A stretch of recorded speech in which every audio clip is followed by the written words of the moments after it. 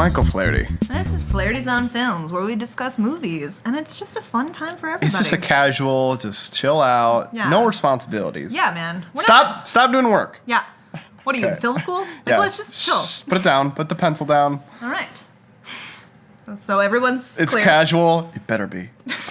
So today we're discussing 12 Angry Men, the year of which I do not know because I didn't write it down. But it's real old. It's really from the black and white era, 1957. Okay, I would have guessed earlier. I also would have. Could we get a little IMDb descript? Sure, a summary of the movie. A jury holdout attempts to prevent a miscarriage of justice by forcing his colleagues to reconsider the evidence. A little wordy, IMDb. Really? I like it. Okay. I like miscarriage of justice. That was where my attention was too, that phrase. Have you seen this movie before? I have, a while ago. So this was a fresh viewing. Because, I didn't really remember it the last time I saw it. I think I saw it, like, in high school. Yeah, I think that was the case for me as well. I didn't remember. I do remember kind of liking it. And what are some of your initial reactions? Well, so I saw that movie in, like, high school or whenever, a long time ago. But then I have seen the Amy Schumer parody. Oh, yes. That is apparently very accurate. Yes. For those of you who don't know, it's a parody where 12 jurors... But very apt parody. It looks exactly aesthetically like the movie. Decide if Amy Schumer's hot enough for television. It's really good. And I've seen that more than once. In fact, if you have not seen it, turn off this podcast. Go watch it on YouTube. It's great. But don't do work. Do not. Why don't we see what other viewers thought of this film? Yes, patrons on the Amazon website. Yeah, let's see what the 1-star reviews. Okay, here we go. I'm going to read these. Very upset. All caps. This movie was received later than I expected and it was messed up. Couldn't even watch it for the assignment that I needed for at school. Oh, that sucks. Yeah, that does suck. That's all right. I sympathize with that person. I watched the 1957 one, 5-star as usual. I don't even get what they're trying to say. How is that a sentence? Again, I watched the 1957 one, 5-star as usual. No punctuation. All right, I'm going to read the original, the next review, and then Michael is going to read the responses to that review. All right, I like that. All right. This DVD arrived before expected, but it is not viewable. The disc skips from the start. The menu is not accessible. The DVD is broken. Okay, so that's a problem. Here are the responses. 1. Why would you give this excellent classic film a 1-star review just because you have a problem with the physical product you ordered? I suggest you learn exactly how the feedback system offered by Amazon.com differs from the review system, I messed up my page. Differs from the review system offered by Amazon and how to use each system correctly to prevent distorting the review rating of the films in the future. Whoa, that's harsh. Okay, well, I mean, I get it. Second review. Second response. Second response. It's his only review, too. I hope he has no children. Yeah, I love people who are that dedicated to the integrity of Amazon reviews. Yeah. Like, he cares so much. Like, clearly this childless monster. Man, I mean, it was pretty bad. Okay, here we go. This is the last review. Not my cup of movie. Acting was okay, even for these phenomenal actors. The story was disturbing and somewhat disgusting. Maybe I had too high of expectations. Disturbing and disgusting. I don't really know what they're saying, but all right. I mean, murder, it's bad. But I like that they admit, like, maybe it's too high of expectations. You know what? Like, I thought it was time for Sam before, but maybe it's... Bam! Actually time for Sam. For real, though. For real, though. Sorry. So this film was nominated for 3 Academy Awards. Ooh. It was beat Henry Fonda. A movie. No, that's not an award. Actually, Best Picture. Oh, okay. For being a movie. It is one. Okay. Best Director and Best Writing Adapted Screenplay. Whoa, I got it wrong. It was beat each category by Bridge Over the River Kwai. Oh, okay. So. However, it's on a ton of other AFI lists. So obviously it's on the AFI Top 100 Films. It's also number 2 in the AFI courtroom dramas. Oh, that's good. Yeah, I agree. Number with that. 42 in the 100 Years, 100 Cheers. I don't What get does that. that mean? I don't know. Yay, movie. Also in the AFI 100 Thrills, it's number 88. Not thrilling. I think only courtroom drama so far. Yeah. Do I agree with? Well, and for number 28, juror number 8 was listed as the number 28 hero. I don't remember which one. Jury number 8. He's Harry Fonda. I guess we could have guessed that. Yeah. We're smart people. So some other facts about this film. It's commonly used in business schools and workshops to illustrate team dynamics and conflict resolution techniques. I like that. I don't get what you would learn. Like how to talk to people, how to like when their emotions get too high, how to kind of talk them down, how to reach a conclusion together as a group. Good explanation. Thanks. I made that up. Director Sidney Lumet had the actors stay in the exact same room for hours doing their lines without recording them so that they would feel claustrophobic and frustrated and stuck in this room. This film was actually filmed in just 2 weeks. And it was kind of complicated because they had to film it in different angles. So the Right. conversations would be filmed like days apart. One side and then the other. Can I say though, so great film, love the film. 2 weeks seems like not that crazy of a fact. Like No. it feels like the film could have been done in one Yeah, day, one even though setting. it's very good. Yeah. It is actually very short. It's on the IMDb top 10 list. It's the only one that's under 2 hours. I liked that about this film. Yes. I very much enjoyed that. Supreme Court Justice Sonia Sotomayor. Sotomayor. Thank you. Has stated that this film was her influence to pursue a career in law. She was most inspired by immigrant juror number 11's monologue about how much he reveres what the being a jury on a jury American meant justice. to him. That was good. However, she did show this to her law students as an example of how not to view the Reasonable doubt. reasonable standard. doubt. Yeah. Oh, right. So she'd use it as an Huh, example if of only not. we could get a law expert on here to illuminate that for us a little bit. That's not going to happen. Okay. And my last one is everyone gives an explanation of why they believe the character or the accused is guilty and or not guilty or both, except for the foreman. It's actually a huge psychological study of why the foreman is the one who never says why he believes he's guilty or why he believes he's innocent, and he does switch and never explains anything why. For pacing reasons, probably. Probably. Okay, well, or psychological, awesomeness. Or, but- yeah, let's really overanalyze it. All right. Well, thank you. And that was bam. Time for Sam. All right. So let's get into this film. Okay. So the plot, pretty straightforward. Can I say I really like the whole bottle episode? I know that's what you call it in TV. I don't know what you call it in a film. But just the one Oh, that it's one setting. setting and just the same characters. I love that. Yeah, Yeah, absolutely. I really thought that was well done. Mm-hmm. I think it's aged well. I'm a little surprised it was made in the 50s and in black Late and white. 50s. Yeah. Yeah, I thought it would have been earlier, but I thought the filming was impressive. Good choreography, good If we talk about what things didn't age well, cinematography. Is what I meant to say. right. So I don't know when the play is set. Like I don't know when exactly. So let's just say for fun that this takes place in the 50s. Sure. So if that kid gets convicted of murder, he has to go to the electric chair. Like it's a mandatory death sentence. Like that's crazy, right? I don't know. I don't know anything about history. I don't know. It just doesn't seem that long ago. It seems very barbaric to me that all right. Well, let's ask this question first. Okay, So okay. the whole film, they're talking about whether or not this kid whether he's guilty or whether there's reasonable doubt. Mm-hmm. And Henry Fonda comes in and he's like, let's talk about this. And they go evidence by evidence. And it's a really fun, like psychological, like, oh, maybe our prejudices are clouding things. And maybe we should always be so thoughtful and careful when we're sending someone off to die. But But he's guilty. Is that what you're going to ask? yeah, Okay. like the kid totally did it. He totally did. Because who else would have done it? Right. The best thing I heard about this is like if you're a defense attorney, you you should act like a prosecuting attorney for someone else. Like, figure out who else did it. Yeah. Or right. what else was to blame. And it's like, of course, so it's the son who killed his father.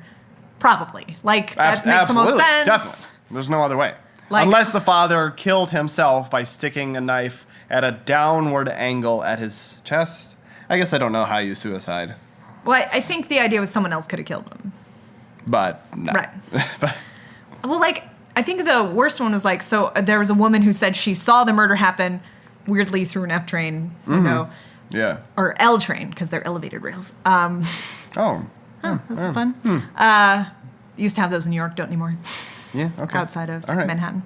Anyway, so they said, oh, well, she wears glasses, but she wouldn't be wearing glasses to bed.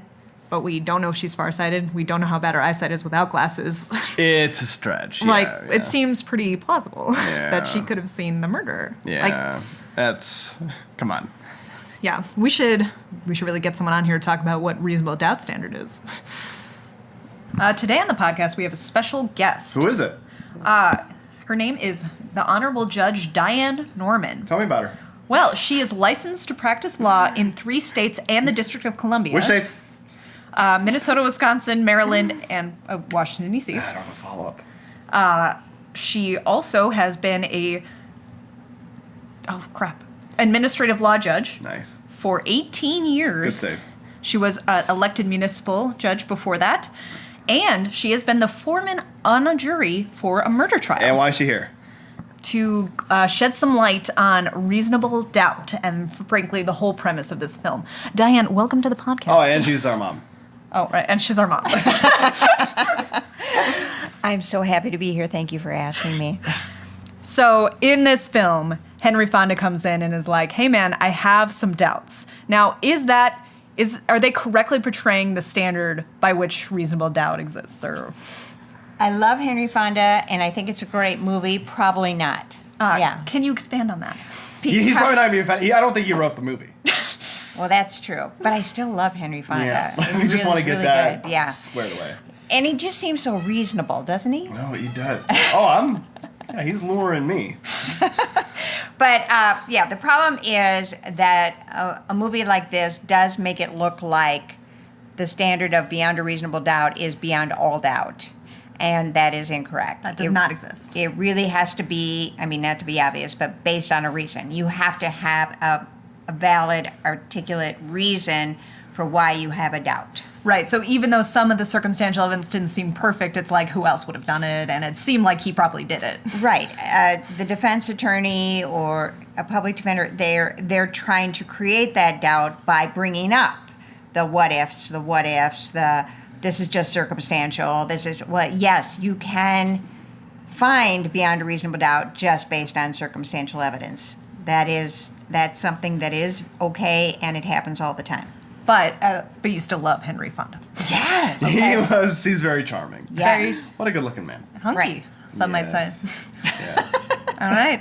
Well, thank you, Diane, for joining us. Thank you for Thank asking you very me. much. Do you like the movie? Do you like 12 Angry Men? I do like that movie. I do like the Amy Schumer version. Yeah, that's a good one. That's a good. Oh, well, okay. Now I have to ask: were you the Henry Fonda of your jury pool?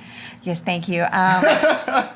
I got to sit at the head of the table. I was not as probably quiet or reasonable about it. My dramatic moment in the murder trial was during deliberations. For whatever reason, they'd picked a lot of young women on our jury. And at one point, the 18-year-old woman because there's one guy who was a holdout. Sure. And he just was not quite sure. And I was ready to go around and discuss some more, and the 18-year-old woman basically broke down in tears and said, I just want to go home. And he said, fine. So it's the opposite of the dramatic moment that happens in this movie when a guy says, oh, I'll change my vote, I want to go home, and the other guy dramatically says, that's not a reason to change your vote. Oh, it was. It was totally the reason. And I guess you guys were cool with it. You were Yes. cool with him abdicating his well, responsibility because as a citizen. the guy did it. There was no question at all. And yes, and he's now, he was also, he was a very dangerous guy. And so I'm very happy he's still in prison. All right. All right. Yes. Well, thank you, Diane Norman Thank you. / mom. You're welcome. I don't know. I just love the way it was structured. So at the very beginning, they lay out all the facts.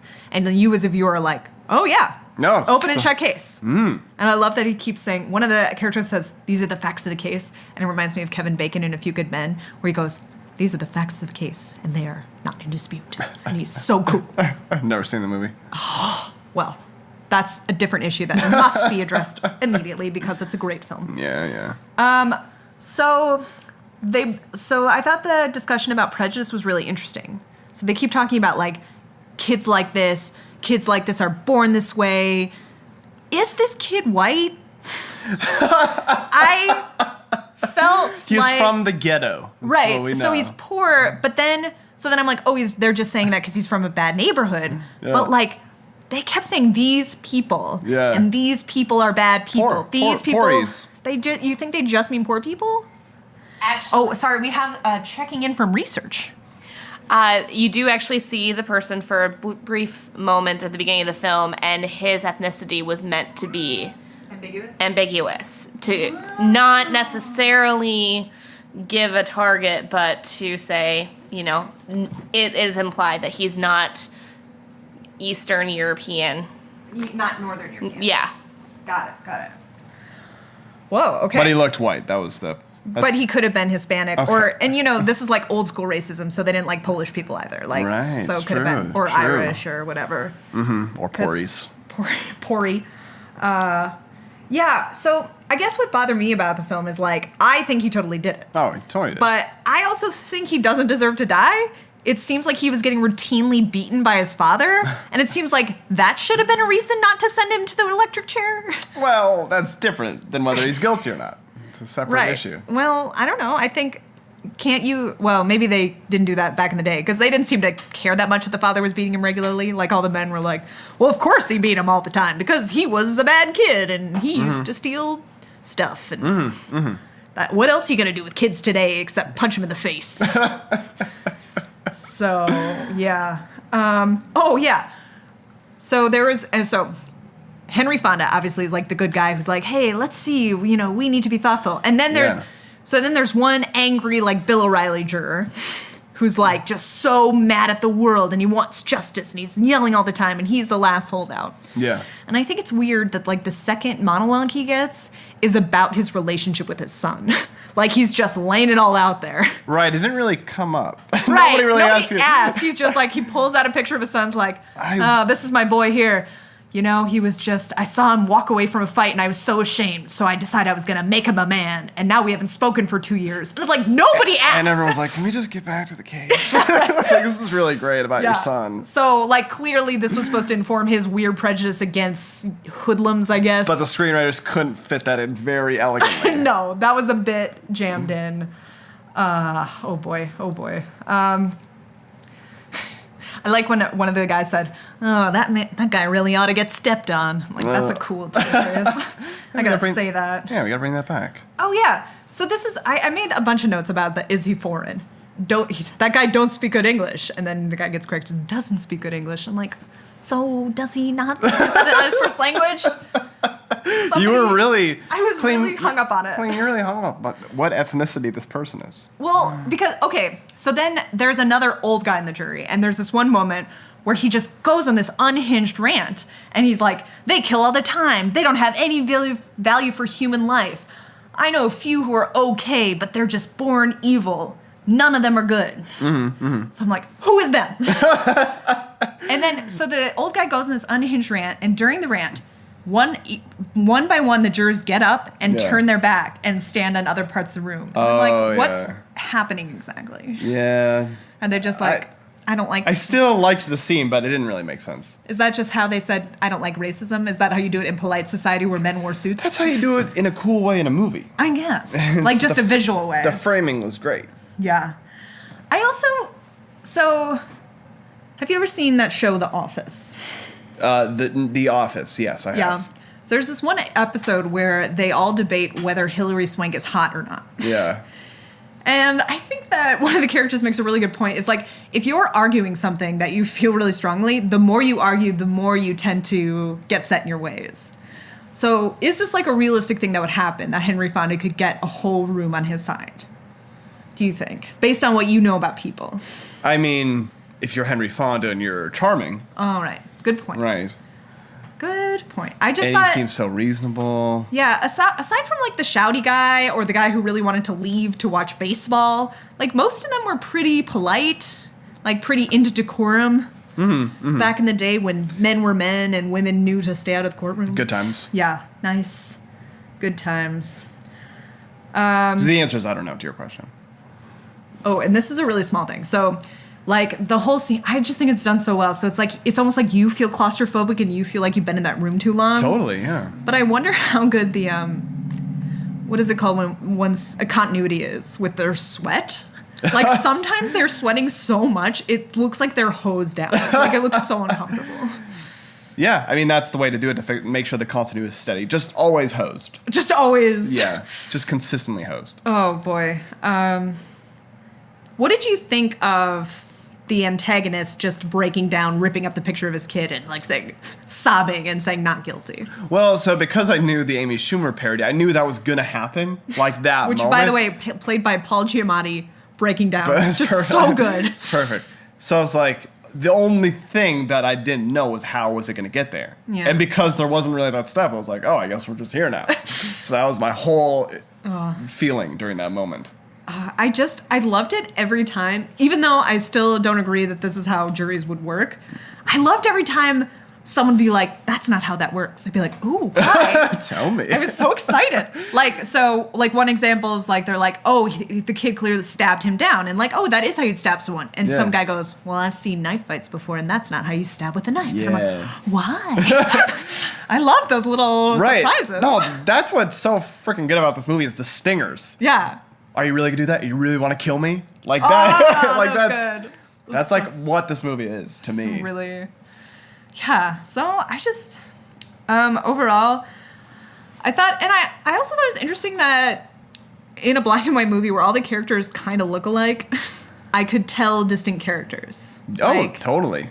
Like who were good people and who were just awful, They're and all- who were like, oh, they're just human, and Yeah, they're all distinct. it was very good. Good costuming.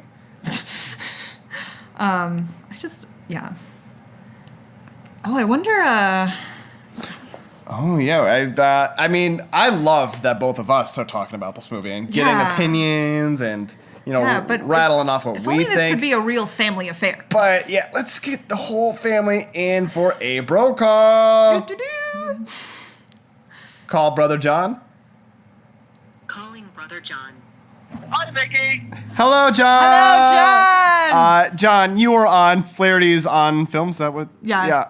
Yeah. We are discussing the movie 12 Angry Men. Have you seen the movie? What do you think about it? I saw it long ago, and I'm sorry about the wind. We're literally standing on the Atlantic Ocean. Whoa, why? Can you walk on water? But, no, we're on the beach, damn you. Okay. Well, you should have started with You're that. next to the Atlantic Ocean. Yeah, you're adjacent to the ocean. You're Atlantic You're the adjacent. worst. Well, come on. All right. We love you too. Good That's comments. all I got for you. All right, bye. Bye. Do you like the movie? I seem to remember liking it, yes. No, he was guilty. Yeah, that's what we think too. Yeah, Bye-bye. bye. And that was Bro Call. All right. So let's Summarize. get it wrapped up with our ratings. Would this go in your personal top AFI? Yeah, probably. Just because you like it. Yeah, it's a good movie.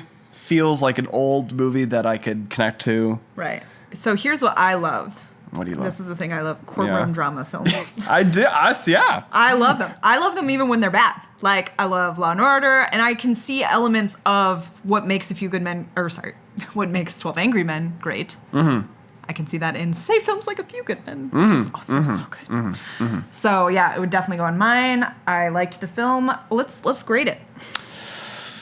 I'm gonna give it an A. I'm going to give it a solid B+. Okay. I thought it was really good. I mean, I don't know if I could watch it a lot. I also thought it should have ended with all them leaving the room. I thought it was weird that it ended with Henry Fonda and the old guy seeing each other, introducing each other, Oh, and then yeah. walking off. It's like, you had the perfect ending. Why'd you do that? This movie was a little bloated, just a tiny bit. Yeah. There were times in this movie where like, oh, you're just taking a break from being a movie. Yeah. When they're just like in the bathroom, just Right, it's washing like, their hands. oh, you need a second set. Like, to be more interesting. But, so yeah, solidly plus. Like it a lot. Would recommend it. Good. Yeah, good time. I think that's it for Flahertys on Films. All right, and cut. Word for your sponsors. Oh yeah, who was our sponsor this week? Resolve Carpet Cleaner. Yeah, I spilled shit all over the carpet. So we were very lucky that we were sponsored by Resolve. Yeah, so thank God. They're very generous sponsors. They're really good. I said, I need it now. This is not a joke. It's not a bit we're doing. This We care about our carpets and the quality of them. Our contract kind of says we get it like every month, but I need it today. But They're just very accommodating. We could have gone to the store, but they sent it to us. That was really nice. So yeah, thanks Resolve. Yeah, thank you, Resolve. And that's it for Flahertys on Films. And let's do the sign off and again. And cut.